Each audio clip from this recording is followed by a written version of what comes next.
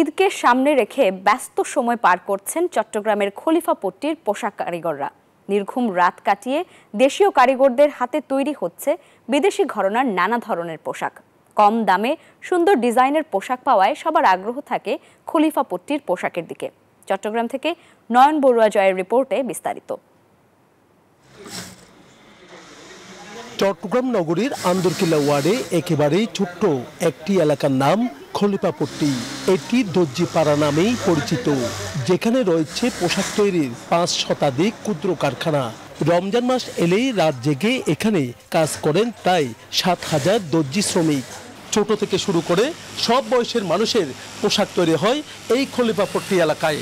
আর এসব পোশাক যাচ্ছে দেশের প্রত্যন্ত অঞ্চল থেকে শুরু করে বিভিন্ন শপিং মলে। ফরক তৈরি হচ্ছে, লেহেঙ্গা তৈরি হচ্ছে, কার্টন তৈরি হচ্ছে। কক্সবাজার, টেকনাফ, খাগড়াছড়ি, মানিকছড়ি, পার্বত্য চট্টগ্রামের মধ্যে সম্পূর্ণ ইয়েতে চলে, বিভিন্ন নোয়াখালীতেও যায়। 65 বছর আগে নোয়াখালী বেগমগঞ্জের প্রয়াত আইয়ুব আলীর হাত ধরে সামান্য ফেরিওয়ালা থেকে এই মার্কেটের গোড়াপত্তন। এই ঈদে জামা জুতো অ্যাকসেসরিজের ডিসকাউন্ট। পুরনো দিনের হকারগিরি এখন আর নেই, তাই পরবর্তী প্রজন্মই এই এলাকার পোশাক তৈরি কারখানার মালিক। তাদের তৈরি পোশাকেই পাইকারদের হাত ধরেই চলে যায় দেশের প্রত্যন্ত অঞ্চলে। 100 টাকা পর্যন্ত থেকে 6,000 পর্যন্ত।